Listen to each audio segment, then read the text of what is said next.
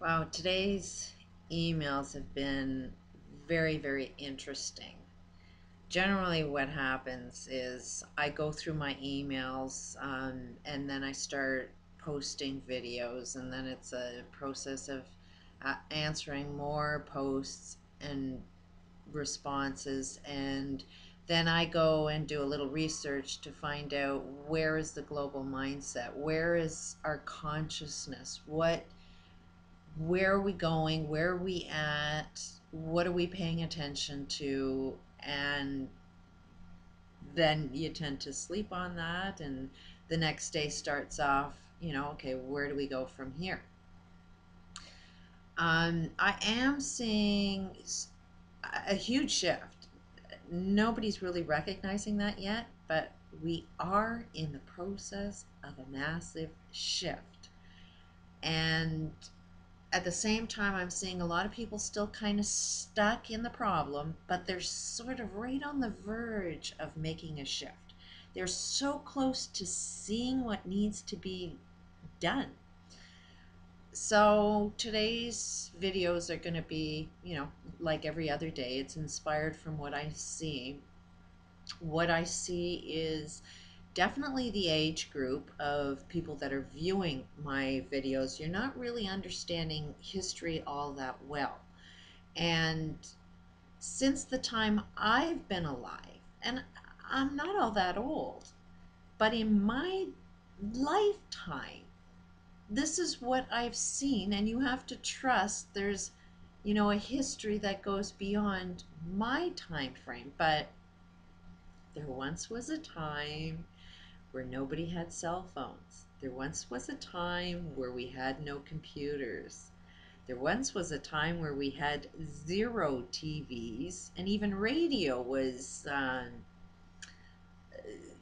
unique, that sometimes you had to go to somebody's house to go and listen to the radio. It's not every house even had a radio. Um, my grandparents um, didn't even have a stove. They had a wood burning stove. Every time I went to visit my grandparents, if we wanted a meal, we had to chop wood and heat up the stove and, use a wood burning stove to bake a cake. It was really, really wild to see how your meals, come from, you know, the land, the farm, and the preparations that needed to be done with it, the chopping of the wood. Who would have thought that you had to chop wood in order to eat? It's sort of like camping, if you're using your campfire to actually eat, it's the same freaking process. And they had outhouses. My grandparents didn't have running toilets. It was really wild because, when I was growing up, yeah, we had everything. My father was the Joneses. He had to have the first of everything. Any new technology that came out, my father had to have it because he had to be the Jones on the block. He had to be the guy that had it all. He had to be the best of everything. And he raised his kids to, you got to be the best. And I kind of like, while you're so busy being the best, you have no idea how to just hug your kids. Apparently, a hug was a sin in his belief. Pretty sure there was sexual abuse in his past because hugging was definitely somehow sexually a sin. And that's why I wanted to post this video on what our history was like. Back in those days, the mentality was not, let's have kids so, we can build a family and have love and, have a loving family together. That was not, that was zero interest. Nobody even had the thought of having kids because of love and a loving family. That, was completely not part of their consciousness. I mean, nobody even conceive that you have a family for love and nurture kids and love kids. That, they didn't even know that. That's like talking a foreign language back in those days. And that's not that long ago. That was in my family. And my grandparents they had friends. You could see what the neighborhoods were. And I've traveled an awful lot. And my parents, my mother's family and my father's parents were on two totally different areas, and they came from two totally different countries, and yet you could still see somewhat the same patterns that we all lived by. It didn't matter what country you came from. It's all the same freaking game. What you had kids for was to work the farms. Back in those days, it took a lot of work for you to live.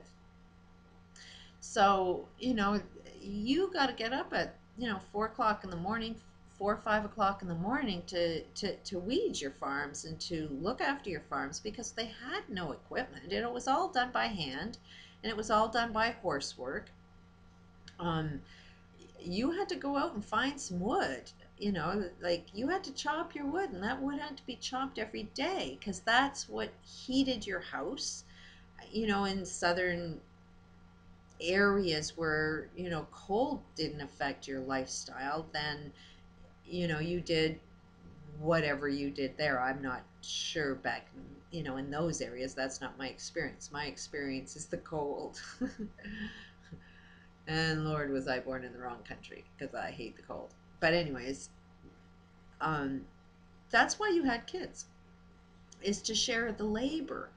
And back part of my history, one side of the family, my mother's side of the family, how, both sides, first of all, came in a depression. So I know the stories of there is no food. I know what's about to come on a global basis, because my parents lived through that. My grandparents lived through that. That's all they freaking talked about, is how there was zero food to be had. But my heritage came from, back then, in those days, they were probably considered not wealthy, but the well-to-do, or the better off. It wasn't wealth. It was, these are the people that could survive it, and they somewhat were in control of their local communities because of how they were surviving it. My mother's side of the family, they owned a lot of land, and they had a lot of trees. So, their focus was on lumber. And, so they would grow trees so that they could cut them down. And what was going on back then is they were building the Canada Railroad. So the railroad needed railroad ties. So that's what my grandparents did, was cut the wood, shape it, and sell it to the railway. So they were the ones that were actually bringing in some kind of money in that local area.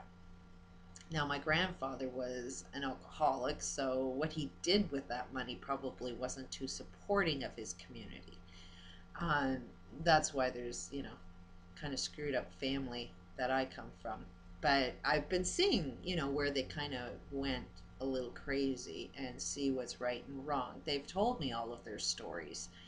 I see where their mindset comes from. Part back in those days too, people didn't marry for love.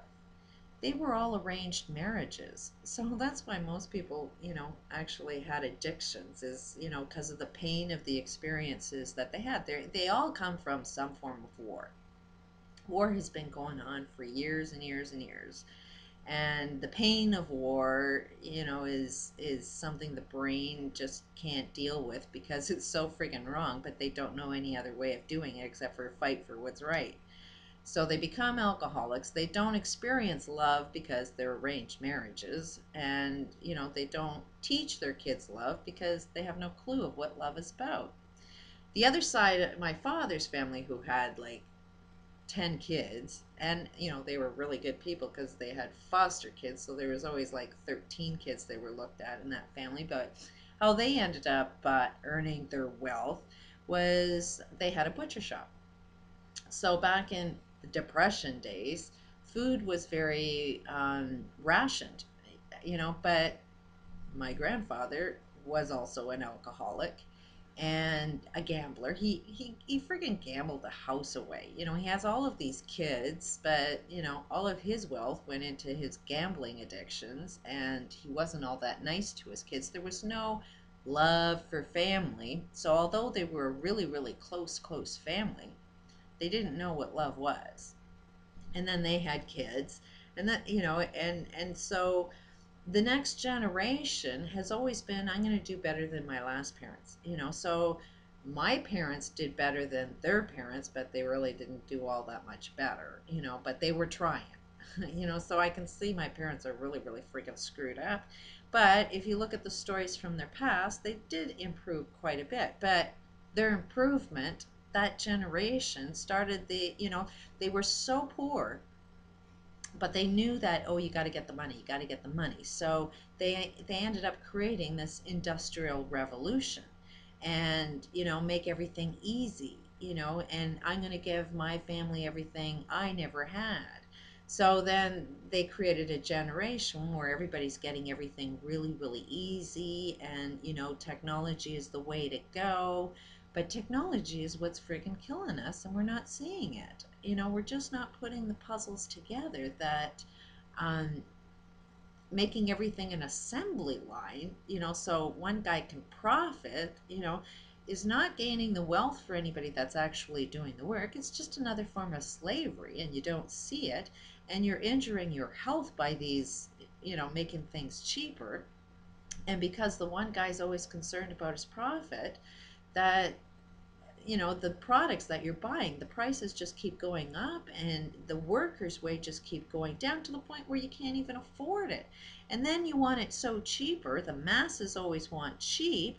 So you need to build a third world country. You need to deprive a country for so many years so that when you go in and provide an opportunity, they'll work for next to nothing. So, you know, it's not like, you know, what's the reason why there's so many people starving? Because there's a global corporation out there that is, you know, building them to live in so much poverty so that when they can provide, you know, that job opportunity, they'll do it for next to nothing because they need to survive. There's so much, the products that you buy, there is great intention to ensure that a lot of people are suffering, a lot of people are dying, so that you can get it really, really cheap.